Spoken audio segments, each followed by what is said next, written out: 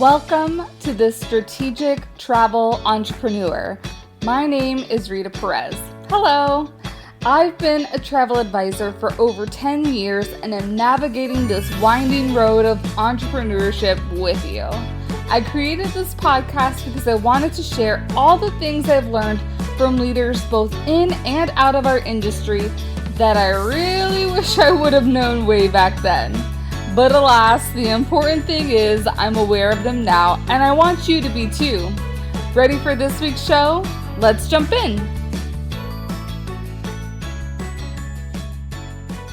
Hello everyone. Welcome back to the podcast. I am live recording this from the beautiful Carnival Mardi Gras. Yes, I am sailing on a fam trip or a pseudo fam trip that just started this past Saturday for a week, and I'm so excited to be here. I'm loving sailing on this ship because it feels so comfortable and cozy, and I just love sailing, period. So I'm glad that we are back on the oceans despite whatever cons I may have. Like I was mentioning to someone, one of my really great friends that I met up with in Cozumel, all the cons, none of it really matters because we're sailing again, and really that's all that matters, is that we're sailing again and we're able to get back to the lives that we love living.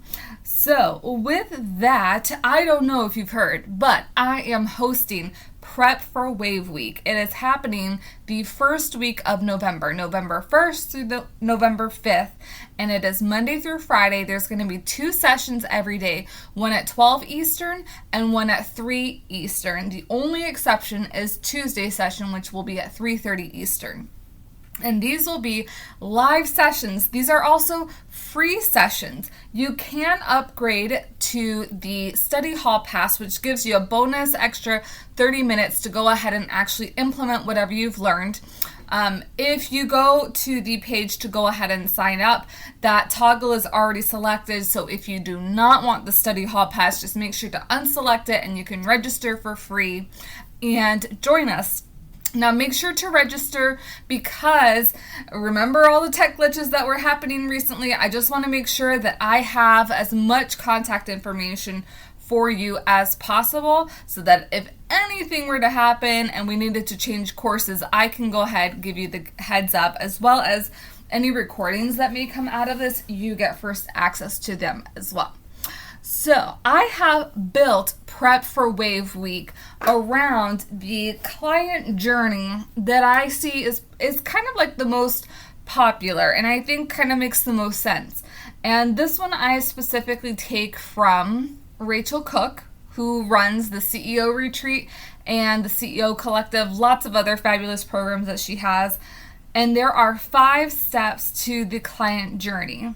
You have to attract them, engage them, nurture them, invite them, and delight them. And I have kind of set up Prep for Wave Week in a similar foundation, similar but different, because I feel that there are certain bases that you need to have set up first prior to you even starting to attract other people, or making sure that you're going to be attracting the right types of clients. So we start out, the foundations are avoiding burnout this season in contracts and agreements. Then we move on to determining your goals and numbers and aligning with your trade association. Then we move along to systems and SOPs, which are so important to have in place, especially as we're preparing for Wave Week. And we're going to also be talking about supplier relationships. Those are lots of your foundationals. And then we kind of get into the meat of things. So updating your bios and profiles to also help with that client attraction. Building relationships, which definitely helps with your client attraction. And attracting clients without social media, which is a huge one. I feel, and even though I feel I'm personally very good with social media for my business, social media is not a huge attraction piece in the attraction wheel. It can be, but I feel like that building relationships is much more important to being able to cultivate the relationships. So you need to attract people in different ways, and that's what we're going to talk about in attracting clients without social media. And then the final session is going to be about crafting a memorable client experience, which will just a little bit touch on each of these 5 steps of attract, engage, nurture, invite, and delight. So attract. Obviously, there's tons of things to be here attracting, and hopefully you are currently doing things right now to attract people to your travel business. The easiest thing you can do right now is talk to people and get in front of other people's audience. And how do you do that? By talking to people. I don't know why not enough people mention this when they're talking about how to grow your travel business. I feel because it is not something that is easily monetizable. Like, I can't sell you a program to teach you how to talk to people, because talking is kind of like almost like walking, even though, thinking about it, there are physical therapists that can help you learn to walk again after something traumatic has happened. But there's not really, unless I would say maybe like some sort of coaching program can help you to talk to each other. I think there is, and that's why the very first session that we're having is avoiding burnout this season, because there's a lot of mental capacity that is needed. And that's another thing that's not really talked about in our industry, is being brave enough and bold enough to get out there and talk. I mean, getting into business, one, is super scary, and then telling other people what you're doing in business is also scary. But like, one of the things that I've always remembered for many years is what got you here won't get you there, and you need to do different things in order to produce different results. So if what you're currently doing right now is not working, and I would assume so, because I would say Prep for Wave Week is for newbies to the industry and people who are kind of stuck. If you're flourishing in your travel business, you probably don't need any of this information, maybe systems and SOPs, but this is really if there's a place in your business that you're stuck in or you need a refresher. Prep for Wave Week is going to be for you, because a lot of it is getting back to basics and remembering you have everything that you need. You are capable, and even if you don't know how to do something, you have the capability in you to hire someone or learn something to help you get to the next step. And maybe it's listening to my podcast and me telling you, you are capable. You can do this. And please don't compare yourself to the other people who are so many steps ahead of you. You have to compare yourself with other apples. I know for so many years, I had been like, oh my gosh, but so-and-so. Well, so-and-so inherited a business from their parent or grandparent. Of course, things seem easier to them. They are 10 steps ahead of me. So take that in mind also, because I know for me, I feel like I'm almost a unicorn in a sense, because I am a single female entrepreneur. And I know many people who are in this business, if they are female entrepreneurs, they are married or have some sort of partner that they can rely on to make the bacon if they're not making the bacon. And that is not me. Everything is on my shoulders. So I have a different perspective in there as well. All right, like I typically do. I just went off on a little tangent. But going back to attract, there are plenty of ways to attract different people. The easiest, most simplest, most free of those is going to be talking to other people, especially other business owners, and getting their feedback, or seeing if you guys can swap something. Like maybe they also host a pod. And I wouldn't say like other business owners who are in travel per se, unless you have a support role in the travel industry as well, like many of us do, I would say, and I'm going to go specifically like with mom and family because I feel like that's the easiest route to like put an example for. If you want to sell family travel, then partner with a mommy blogger. Or do you know someone in your network who is like the local leader of a mommy play date or something like that can get you out of your comfort zone and talking with different people that you may know or you may not know. And those are the connections. It is just going to spiral.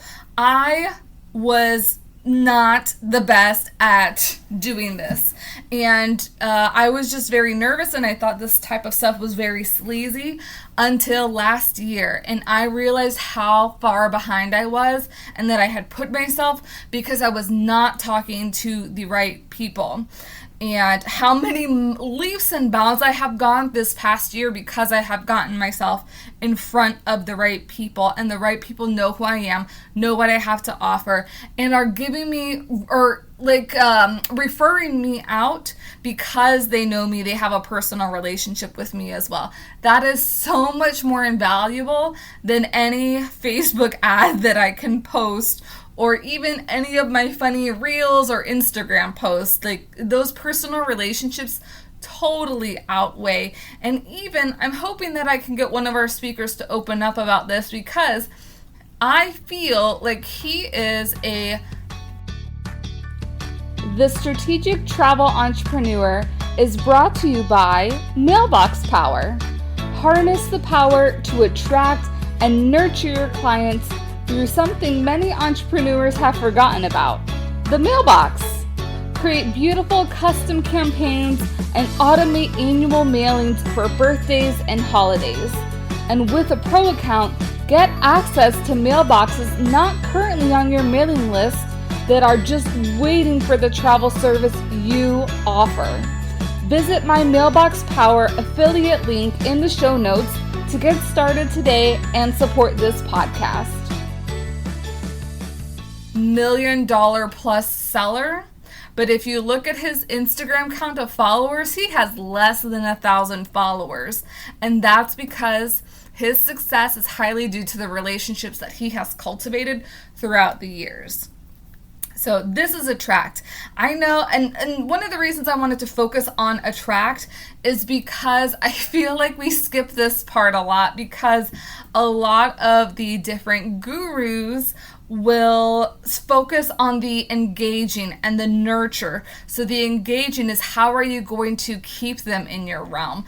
And the nurturing, so engaging, I would say that is kind of like if you have a lead magnet, it's some sort of freebie, like, or some sort of resources that you can point them to. Like, okay, here's because not everything is online business based. And I think that's the other thing that we have to make a difference in the travel realm, because I feel like we're very mixed between online business, but then also service-based business, which is similar and different, because I'm thinking plumber is a service-based business, but a plumber is not going to be like, hey, get my free download. It sounds funny saying it out loud, doesn't it? A plumber is not going to be like, hey, yeah, whenever your pipe's leaking, get my free download. Like, whenever you need a plumber, you're going to need a plumber. And I feel like this engages the part that yes and no. I feel like it's important, but I'm not sure exactly how important it is, especially in our arena.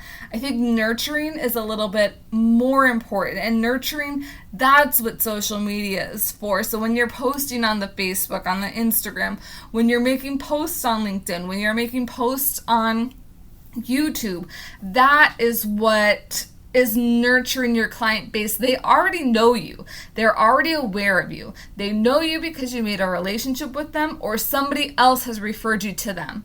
Now this nurture period is for them to be like, are you for me? Should I trust you?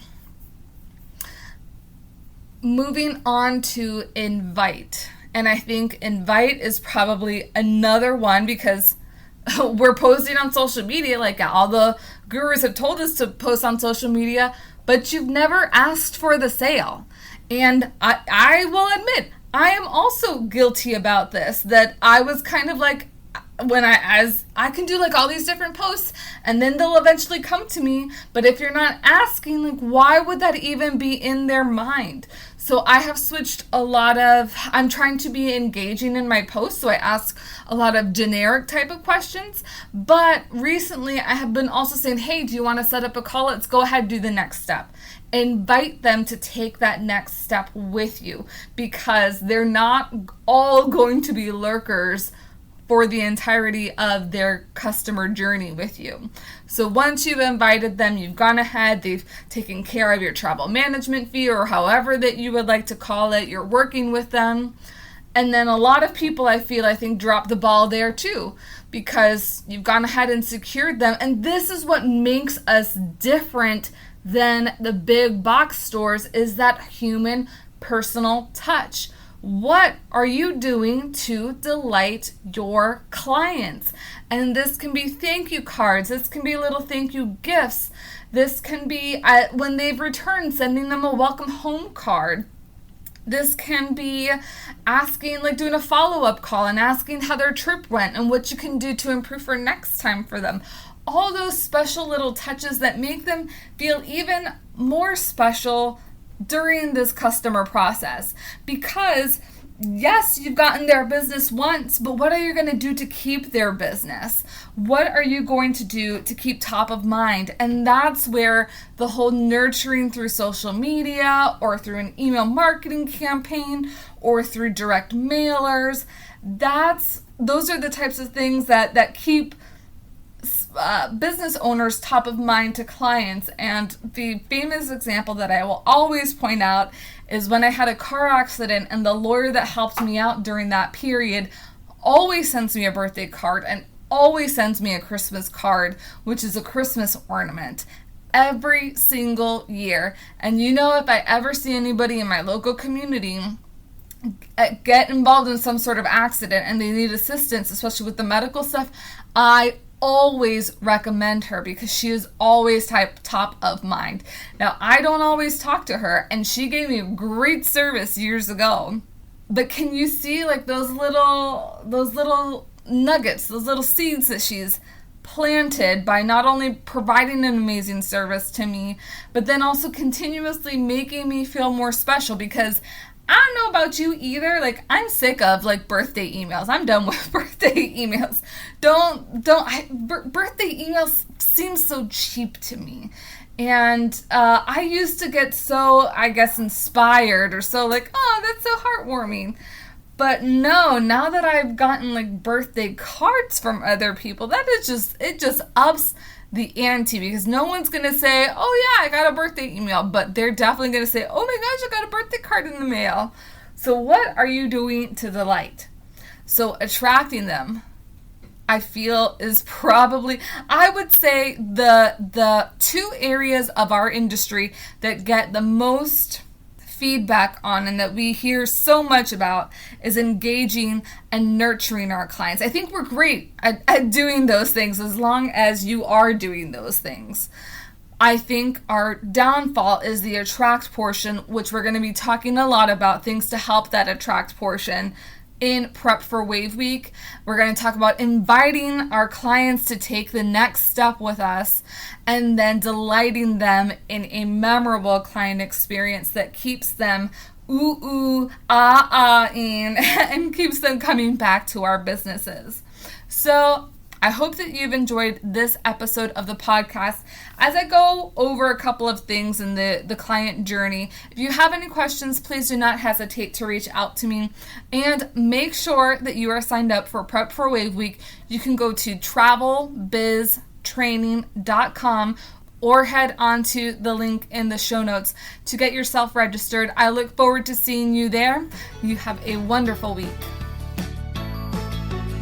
Thanks for joining me on The Strategic Travel Entrepreneur.